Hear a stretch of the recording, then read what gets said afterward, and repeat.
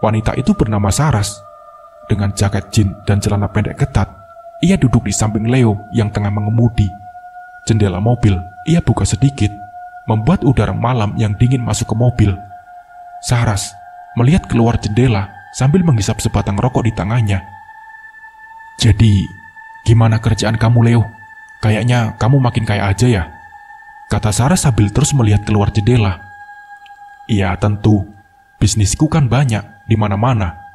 Udah banyak yang berjalan selama ini. Jadi, kadang aku cukup untuk duduk di rumah dan menunggu kabar. Mungkin kalau ada perlu aja aku datang ke kantor," jawab Leo sambil menyetir. Bohong. Tiba-tiba, suara bisikan itu terdengar di antara mereka berdua.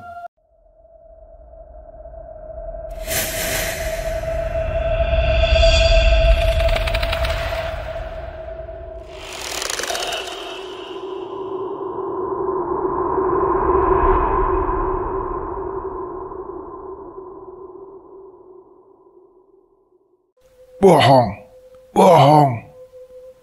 Tiba-tiba, suara bisikan terdengar di antara mereka berdua. Bahkan, Saras pun ikut mendengarnya. Ia langsung menoleh ke arah Leo saat mendengar bisikan itu. Mata mereka berdua saling pandang beberapa detik. Saras memasang ekspresi bingung di wajahnya. Kemudian ia menoleh ke bagian belakang mobil, mengecek dari mana asal suara itu. Akan tetapi, tidak ada apa-apa di belakang. "Kamu dengar gak tadi?" tanya Saras.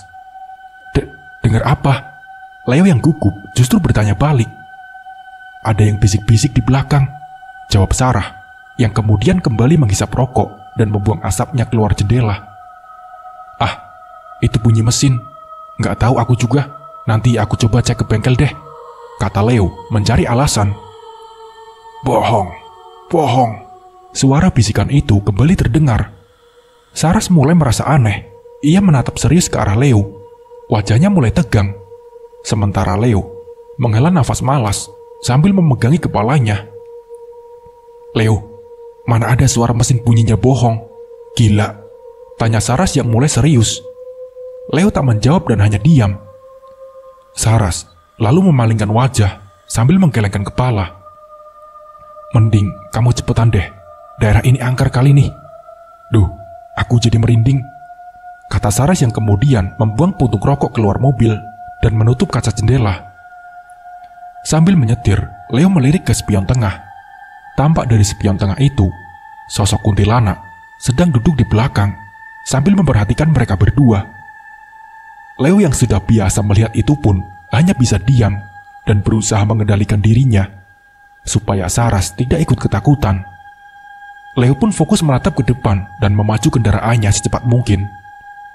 Setelah beberapa menit dalam perjalanan, akhirnya Leo sampai di sebuah gedung besar dan mewah. Sebuah hotel bintang 5 dengan kualitas terbaik di kota, bahkan di negara ini.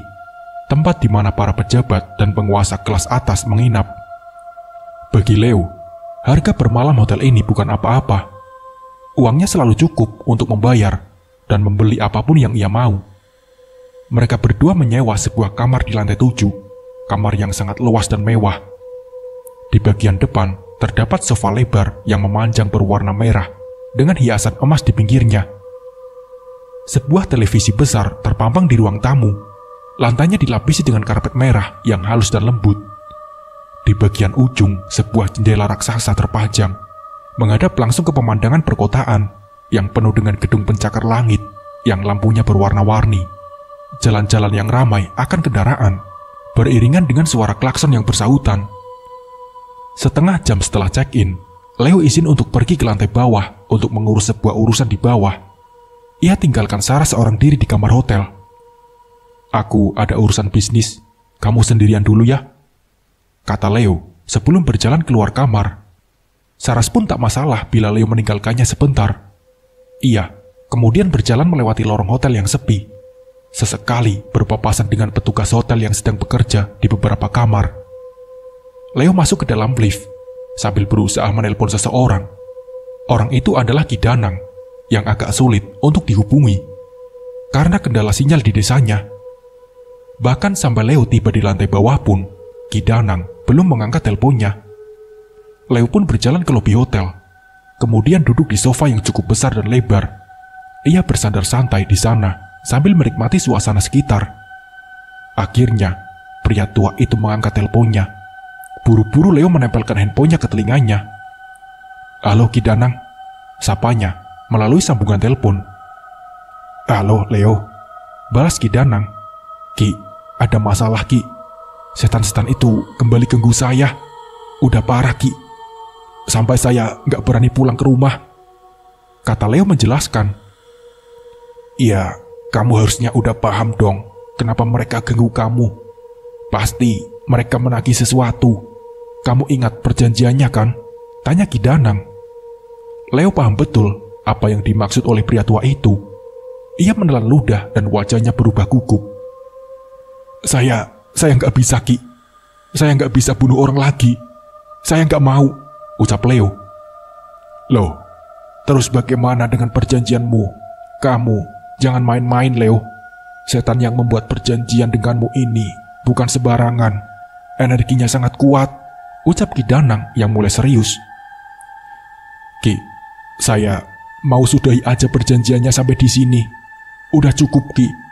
Saya nggak mau berurusan sama mereka lagi." Leo kembali meminta pertolongan Ki Danang. Mendengar itu, Ki Danang tertawa kecil. Leo, katanya dengan nada remeh. "Sekali kamu membuat perjanjian dengan setan, maka selamanya kamu gak akan bisa lepas. Kamu gak bisa seenaknya memutus perjanjian begitu saja. Mentang-mentang sekarang hidupmu sudah enak. Kamu udah kaya dan banyak uang. Terus kamu mau kabur gitu aja? Tidak bisa Leo. Para setan itu akan terus menuntut apa yang pernah kamu janjikan kepada mereka," tutur Ki Danang memberi penjelasan. Leo semakin frustasi mendengar penjelasan dari Ki Danang.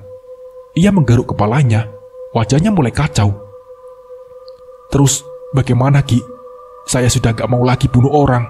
Saya gak mau lagi perjanjian ini Ki. Ki Danang bisa bantu saya kan?" tanya Leo. "Maaf Leo, ini urusanmu dengan setan itu. Aku tidak bisa ikut campur. Sejak awal, kamu yang melakukan kesepakatan di dalam gua. Aku hanya sekedar mengarahkan saja. Selebihnya, segala resiko kamu tanggung sendiri," ucap Ki Danang menolak. "Saya sanggup bayar berapapun ke Ki Danang, asal Aki bantu saya Ki," tawar Leo menjanjikan bayaran tinggi. "Leo, mentang-mentang uangmu banyak, kamu pikir kamu bisa kendalikan aku dengan uang harammu itu? Ingat, siapa yang membuatmu jadi seperti ini sekarang? Jangan kurang ajar kamu," kata Ki Danang yang mulai kesal. "Lakukan saja apapun kemauan setan itu. Sekarang, kamu adalah budak mereka. Kamu gak akan bisa lepas Leo. Kemanapun kamu kabur, mereka akan menemukanmu," ucap Ki Danang lagi. Setelah itu, Ki Danang langsung mematikan teleponnya. "Bangsat!" Leo pun kesal dan mengumpat sambil menendang meja, membuat para pelayan dan resepsionis hotel kaget. Leo semakin stres dan frustasi. Tak ada jalan keluar atas apa yang sudah ia perbuat. Kini, ia dipaksa menanggung segala resiko yang datang dari kesepakatannya dengan setan. Tak ada jalan keluar untuknya. Sementara itu, di kamar hotel, Sarah tengah asik menyisir rambutnya di depan cermin sambil menunggu Leo yang sedang di lantai bawah. Dengan setelan gaun tidur yang cantik, Sarah menyisir rambutnya yang panjang sebahu. Tak lupa, ia memakai masker di wajahnya. Dengan lembut ia mengoleskan perawatan kulit itu ke wajahnya, sambil terus memperhatikan bayangan dirinya di cermin. Mulutnya tak henti-hentinya bersenandung, mengisi kekosongan yang sepi dan senyap. Karena Leo tak kunjung datang, ia pun mengambil handphonenya. Jari jemarinya mulai bergerak mengusap-ngusap layar. Matanya fokus memperhatikan. Setelah itu, ia mulai menekan satu persatu tombol di keypad untuk mengirim pesan. "Leo, aku tidur duluan ya. Kalau ada apa-apa, bangunin aku ya," ucapnya melalui aplikasi chat, yang kemudian langsung ia kirim ke Leo. Saras menguap dan langsung membaringkan tubuhnya di kasur hotel yang empuk dan mewah. Ia menarik selimut menutupi badannya sampai sebahu.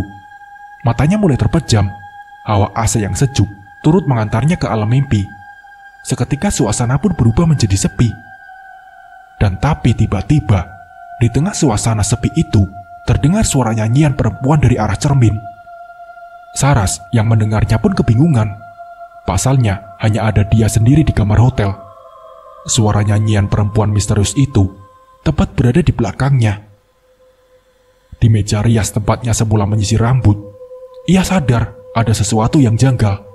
Tubuhnya merinding bukan main. Lagunya yang dinyanyikan pun persis dengan lagu yang ia nyanyikan sebelumnya. Nafas Saras mulai tak karuan. Tubuhnya mulai berkeringat. Ingin rasanya ia menelpon Leo agar cepat kembali. Tapi sial 1000 sial. Handphone miliknya ia letakkan di meja rias itu. Sementara suara perempuan itu terus terdengar bersenandung. Saras menutupi wajahnya dengan selimut dan berusaha untuk tidur. "Leo, cepetan balik," gumam Saras sambil meringkuk ketakutan di balik selimut. "Kak, ayo, nyanyi lagi." Sebuah bisikan terdengar dan Saras semakin ciut ketakutan. Ia berusaha membaca doa yang ia bisa. Itu pun salah. Tapi setelah membaca doa, suara nyanyian itu langsung berhenti. Ia mulai merasa kalau doanya berhasil. Karena suara itu sudah menghilang, Saras pun memberanikan diri untuk membuka selimut dan menoleh ke arah meja rias.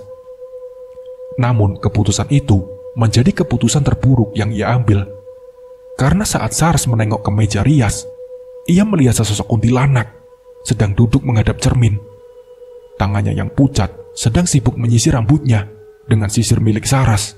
Rambutnya yang mekar, gimbal, dan acak-acakan. Saras pun terpaku. Tubuhnya tak bisa bergerak.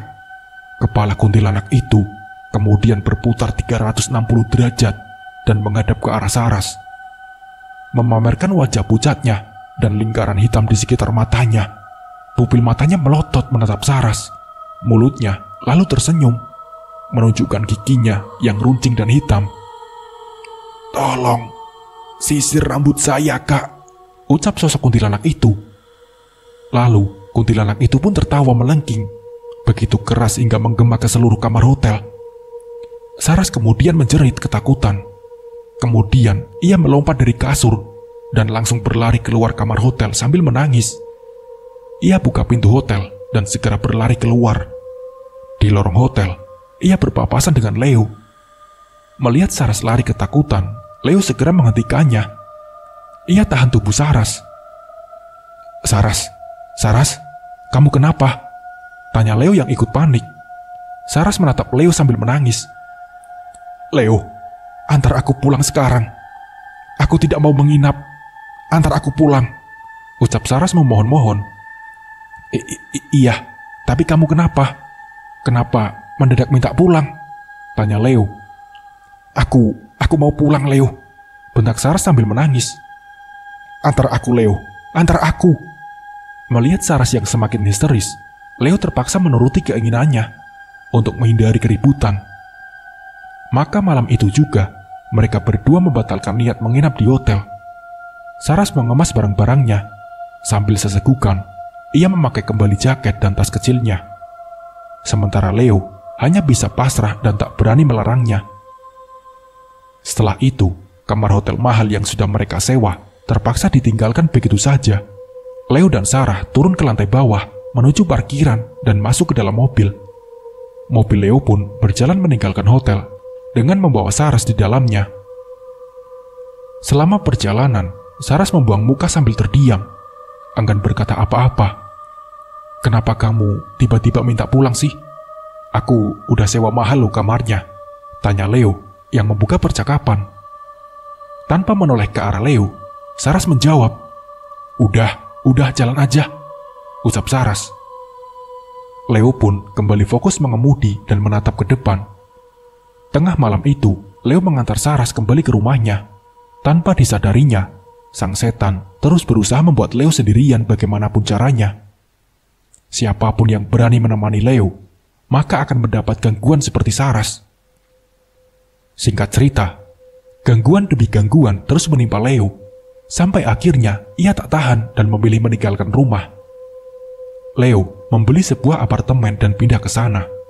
Sebagian barang-barang penting miliknya ia pindahkan ke apartemen dan sebagian barangnya masih ia tinggal di dalam rumah lamanya. Akan tetapi, benar apa yang pernah dikatakan oleh Ki Danang, kemanapun Leo pergi, para setan itu akan selalu menemukannya. Tak ada tempat sembunyi baginya. Pindah rumah tidak akan menyelesaikan masalah. Setan-setan itu akan terus meminta tumbalnya. Leo berusaha segala cara untuk lepas dari gangguan makhluk halus itu. Sampai akhirnya, ia memutuskan untuk belajar mengaji di salah satu pengajian terdekatnya. Ia meminta doa kepada guru-gurunya, berharap gangguan-gangguan itu segera pergi dan perjanjian dengan setan itu bisa putus dengan ayat-ayat suci. Pada suatu sore, Leo duduk di ruang tamu apartemen sambil membaca Al-Quran. Meski masih terbata-bata dan berantakan, Leo terus saja membaca dengan harapan bisa mengusir segala energi negatif yang ada di sekitarnya. Setelah menyelesaikan beberapa halaman kitab suci, ia lalu melanjutkan pengajiannya dengan membaca surat Yasin seperti anjuran guru di pengajiannya. Tiba-tiba, terdengar suara yang meniru ayat yang dibaca Leo. Suara itu terdengar serak dan lirih, padahal hanya ada Leo seorang diri di dalam apartemen. Ia sudah merasa bahwa suara itu pertanda yang buruk. Suara yang berasal dari lemari yang berjarak beberapa meter di depannya. Leo melihat ke arah lemari, tidak ada apa-apa di sana. Kemudian matanya berpindah ke arah atas lemari. Barulah di atas lemari, ia melihat sesosok pocong yang sudah sering mengganggu dirinya sedang duduk sambil memperhatikannya. Matanya melotot dan lidahnya menjulur, mengeluarkan air liur yang menjijikan. Leo pun berteriak. Ia kemudian melompat dari sofa, meninggalkan Al-Quran tanpa menyelesaikan bacaannya. Karena ketakutan, ia berlari masuk ke dalam kamar dan langsung menutup pintu. Para setan menunjukkan kepada Leo bahwa mereka tidak takut dengan ayat suci apapun. Mereka juga tidak takut kepada ustadz, tidak takut dengan agama, tidak takut dengan tempat ibadah. Satu-satunya yang iblis takutkan adalah orang beriman yang memiliki keyakinan kuat terhadap Tuhan Yang Maha Esa. Dan Leo, dia bukanlah orang beriman. Ia hanya membaca ayat suci di saat takut saja, sehingga setan tidak mundur selangkah pun darinya. Leo, mana tumbalku? Mana tumbalku, Leo? Sesosok iblis dengan badan besar hitam datang mendatanginya. Matanya melotot besar, merah menyala, rambutnya berantakan, gimbal, dan panjang hingga selutut. Taringnya tajam mencuat keluar dari dalam mulut. Bau busuk menyengat pun tercium. Hawa panas terasa kala makhluk itu kian mendekat. Leo terduduk lemas di dinding, menatap sosok mengerikan itu dengan wajah pucat. Badannya pun lemas tak bisa bergerak, sementara sang iblis terus mendekat ke arahnya dengan aura yang begitu jahat dan mengancam. Mana tumbalku, Leo? Mana tumbalku? Bentak sang iblis. Tidak mau. Tidak mau. Aku tidak mau membunuh lagi, jawab Leo sambil memejam mata saking takutnya. Mendengar itu, sang iblis pun murka. Ia berteriak mengaum, menciptakan suara yang keras dan mengerikan. Saking kerasnya, hingga membuat rambut Leo berterbangan. Nafas Leo terengah-engah, wajahnya berkeringat, dan jantungnya berdebar dengan kencang. Mata si iblis terus menatapnya. Kau tidak bisa seenaknya memutus perjanjian, Leo. Kau harus memenuhi janjimu, kata iblis itu. Tapi aku tidak mau. Sudah, cukup, jawab Leo. Sudah cukup apa? Sudah cukup kaya maksudmu? Tanya iblis itu. Cukup bagimu, bagiku tidak. Aku tidak pernah merasa cukup, Leo. Aku ingin kematian. Aku ingin darah, ucap sosok iblis itu lagi. Tidak, teriak Leo ketakutan. Atau, kalau kau tidak mau memberikan tumbal, maka kau saja yang jadi tumbalnya. Kau harus mati, Leo, ancam sang iblis. Tidak, teriak Leo sekeras mungkin. Kemudian, ia pun membuka mata dan terbangun dari tidurnya. Ternyata itu hanyalah mimpi. Sebuah mimpi yang sangat nyata. Leo terbangun dengan wajah pucat dan berkeringat. persis seperti dalam mimpinya. Tubuhnya bergemetar ketakutan, nafasnya mulai tak beraturan. Ia lalu duduk di sofa dan meringkuk sambil memeluk kakinya. Jangan, aku tidak mau mati, gumam Leo dengan tatapan kosong. Dirinya seorang diri di ruang tamu yang sepi. Meski jam menunjukkan pukul 9 pagi, akan tetapi suasana cukup gelap dan redup. Lampu dimatikan dan cahaya matahari tidak ada yang masuk ke dalam. Hawa mencekam begitu terasa di dalam apartemen yang kacau dan suram itu. Semua gangguan setan yang datang padanya perlahan membuat Leo gila. Kewarasannya kian terkikis. Ia sudah datang ke berbagai orang yang konon katanya bisa melepaskannya dari gangguan para setan. Tapi semuanya nihil, tidak memberi pengaruh apapun. Mereka tetap datang dan menagih janji. Leo, ayo, bunuh orang lagi Leo. Jangan lupa janjimu Leo, ucap sosok itu. Tidak, diam, teriak Leo saat mendengar bisikan-bisikan di telinganya.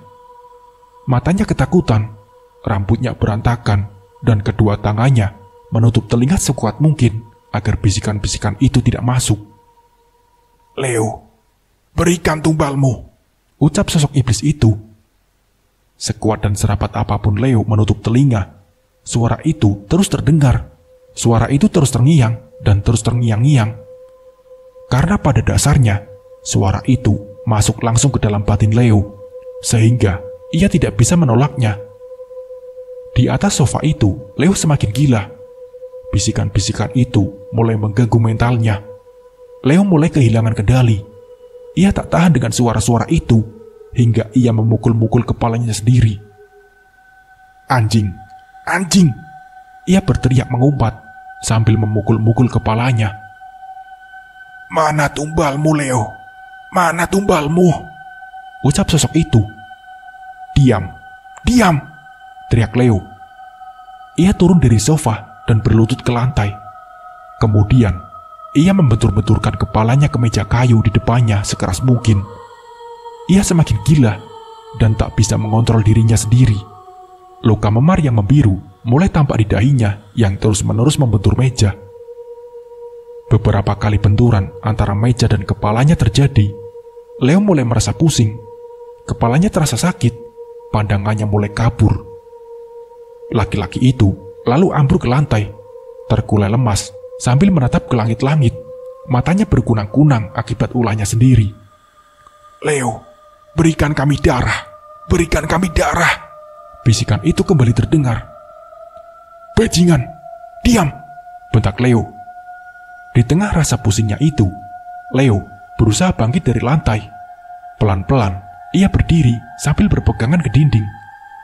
Setelah ia berdiri, matanya yang masih kunang-kunang melihat sekitar, Leo mulai berjalan sempoyongan ke arah dapur. Beberapa kali ia menabrak perabotan rumah, sehingga membuat apartemennya kian berantakan. Sesampainya di dapur, Leo mengambil sebuah panci yang cukup tebal. Ia mulai memukul-mukul kepalanya dengan panci itu. Diam! Teriak Leo sambil memukul-mukul kepalanya sendiri. Saking kerasnya pukulan, sampai-sampai panci itu penyok terkena kepala Leo. Melihat panci yang penyok, Leo masih belum puas. Meskipun kepalanya sudah memerah, ia kembali mencari sesuatu untuk ia hantamkan ke kepalanya. Ia membuka pintu rak piring yang ada di samping wastafel. Leo, kau belum berikan kami tumbal. Bunuh seseorang Leo. Suara bisikan yang kembali terdengar semakin membuatnya gila. Ia ambil piring keramik dari dalam rak. Kemudian, ia benturkan piring itu ke kepalanya hingga pecah dan menghasilkan suara yang sangat nyaring. Serpian-serpian piring itu pun berhamburan ke lantai. Tak cukup satu piring, ia ambil piring lagi dan membenturkan ke kepalanya hingga pecah. Terus-menerus ia lakukan seperti itu, sampai-sampai kepalanya mulai terluka. Darah merah mulai mengalir dari sela-sela rambutnya. Tapi seolah tak merasa sakit, Leo terus saja menghajar kepalanya dengan piring. Sampai akhirnya piring itu pun habis. Seluruh lantai penuh dengan pecahan piring. Lalu Leo berjalan keluar dapur untuk mencari barang lain. Ketika keluar dari dapur, ia menatap ke arah ruang tamu. Leo melihat sosok kuntilanak sedang berdiri menghadapnya dengan tatapan tajam mengerikan. Matanya melotot merah ke arah Leo. Mana tumbalnya, Leo? Mana tumbalnya? Mendengar perkataan sosok itu, perlahan Leo kehilangan kesadaran. Pandangannya mulai gelap, tubuhnya lemas dan terjatuh ke lantai. Ia pun pingsan dengan kepala yang penuh darah. Terkulai lemas di lantai apartemen yang dingin. Leo pingsan begitu lama. Ia baru tersadar malam hari pukul 8 malam. Suasana apartemennya gelap gulita. Leo membuka mata dan menatap sekitar. Matanya sayu dan tubuhnya masih terasa lemas. Ia tak langsung bangun saat itu. Ia melamun dengan tatapan kosong. Ketika sadar, hanya satu kalimat yang terdengar di telinga Leo. Mana tumbalmu?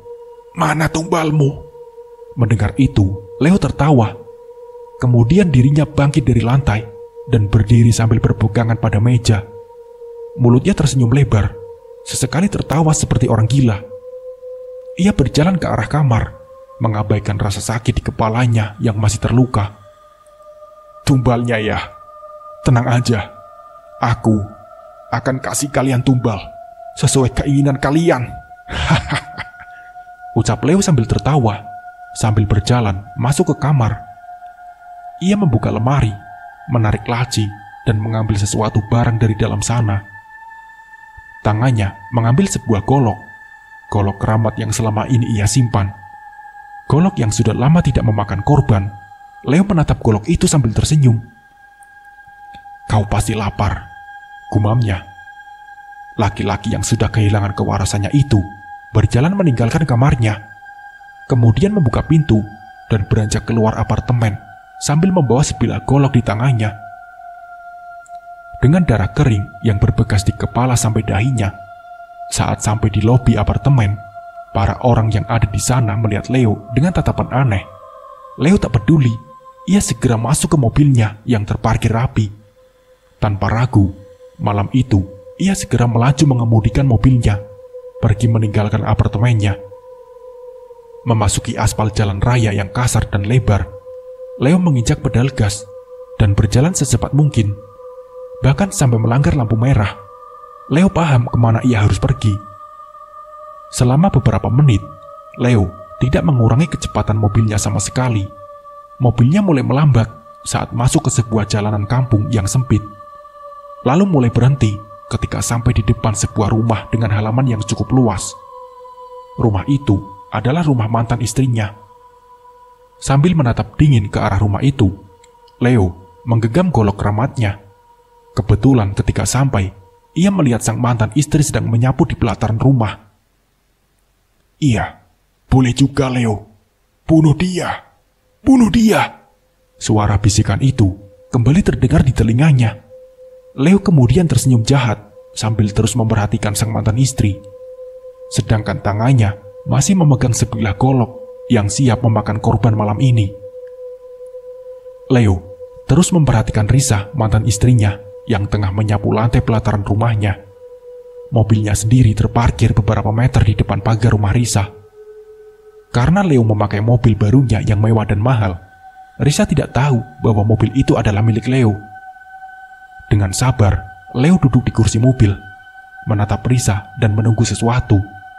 Beberapa saat kemudian, Risa berjalan masuk ke dalam rumahnya. Sapunya ia sandarkan di tembok. Saat Risa hendak masuk, barulah Leo membuka pintu mobil dan bergegas keluar. Ia menapakkan kakinya di tanah. Tangan kanannya memegang golok keramat yang sudah haus darah. Dan tanpa ragu, mendekat ke gerbang rumah sang mantan istri. Matanya terus menatap ke pintu rumah yang sudah ditutup. Leo menyembunyikan goloknya di balik jaket yang ia kenakan saat di mobil tadi. Leo mulai membuka gerbang yang terbuat dari besi tua. Saking tuanya besi tersebut, sampai-sampai mengeluarkan suara ketika dibuka. Ia lanjut berjalan di hadapan rumah Risa yang ditumbuhi beberapa tanaman hias. Risa yang mendengar suara gerbang dibuka, ia lalu membuka gorden jendela dan mengintip keluar. Saat melihat Leo yang datang, ia langsung naik darah. Wajah Risa berubah marah, tatapannya kesal dan mulutnya siap mengumpat. Ia buru-buru buka pintu dan berjalan keluar rumah. Sebelum Leo menginjakkan kakinya di lantai rumah, Risa terlebih dahulu datang dan memasang badan. Melihat itu, Leo pun berhenti berjalan. Mereka berdua saling bertatap-tatapan. "Ngapain kamu kesini?" tanya Risa dengan nada sinis. "Aku mau silaturahmi," jawab Leo. Risa mendengus kesal. "Gak usah. Sudah aku bilang, kamu tidak usah datang ke sini lagi. Kita sekeluarga tidak mau lihat muka kamu lagi," bentaknya. "Aku cuma mau tahu gimana keadaanmu sekarang. Aku datang kemari karena aku peduli sama mertuaku juga. Walau kita mantan kekasih, tapi ibumu bukanlah mantan mertua bagiku," kata Leo menjelaskan. "Tidak tahu malu ya kamu? Sana pergi," bentak Risa. Leo berjalan pelan mendekat, dengan wajah memohon dan berharap belas kasih Risa. Bukannya tersentuh, Risa justru jijik dengan ekspresi wajah Leo.